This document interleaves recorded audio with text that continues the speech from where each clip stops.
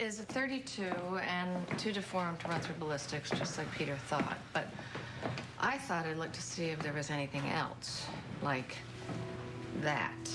There's something caked on the bullet. So it hit something before it entered our victim?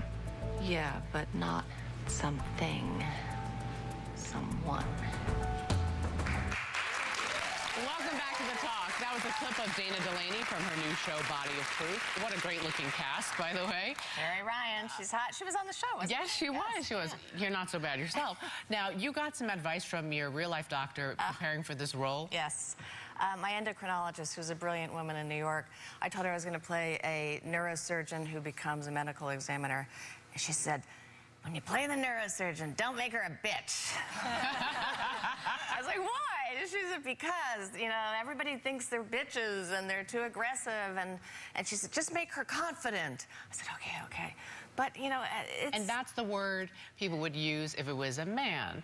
Yes. Just as effective in that job. They would never be called whatever the male equivalent to bitches. Yeah. It's just like, he's good. He's tough. He's tough. He's tough, but He's good. tough. That's right. Women are a bitch. Yeah. So how did you prepare for the role? I played her like a bitch. Did you hear from your doctor? She hasn't seen it yet. In my house. But didn't you have to, like, didn't you have to go to autopsies and stuff like that? Yeah, no, that was great. I love that. I love the science of that. And the truth is, if you're a neurosurgeon, you have to be really confident. You're playing God every day, you know, and you have to have that arrogance. What I love about this character is her whole life was about success. She was raised that way. Her mother is a judge, played by Joanna Cassidy, who's great. So isn't that a perfect metaphor? Her mother's a judge. Yeah. And so she's been raised to be successful. So she was in her brain all the time, literally and figuratively, as a neurosurgeon. And then she has a car accident and can no longer operate.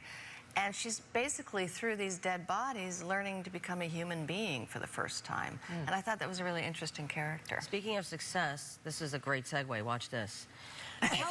Tell us your connection to this piece of something. Well, I want to show you. Put up on the screen. Yeah.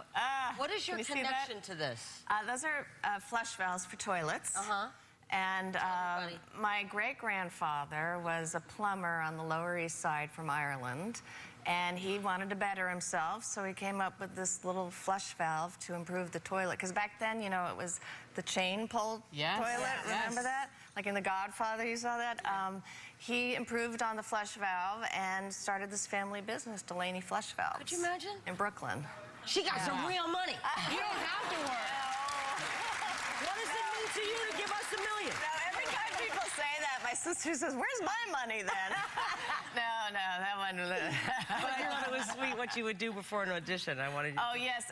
In New York, especially at the ABC building, which I'm still on, there was Delany Flush Valves in the building. And so before I had an audition for, like, One Life to Live or All My Children, I would go in there and flush the toilet for luck. And it's worked. I mean, actually, all of your shows have been on ABC. I know. From China Beach, Desperate Housewives. I think that Bob Iger and I are the longest-running people at ABC. It's true. Well, it's worked for you. But And him. And him, yeah. It's worked out for him. Yeah. He's not hurting. The first thing I remember seeing you in was the season finale, tell me if you guys remember this, of Moonlighting. Oh, yes. And you, because everyone wanted Bruce Willis to get together with Sybil Shepherd, and you're the ex-flame that comes out of the car, and that great song was playing. Yes, it was This Old Heart of Mine, the Isley Brothers. Oh, yeah. And Bruce picked that. I have to say, Bruce was very, very smart. He and I had this scene in the show, which people remember. And I had known Bruce when he was a bartender. We were old friends.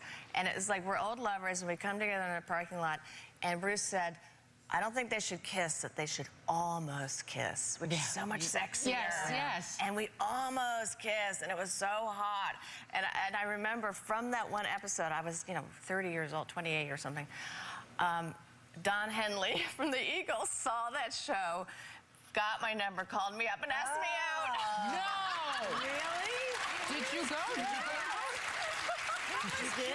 He was so cute. He's still cute. So cute. How cute is that? That's a rock star, right? Yeah. He's watching a TV show and says, I'm going to get that girl's number. Yes, and then you're like, I And he won't did. marry you. And he probably loved you even more. There you go. Well, Dana Delany is on Body of Proof. It airs every Tuesday night. Dana, thank you so much for coming by.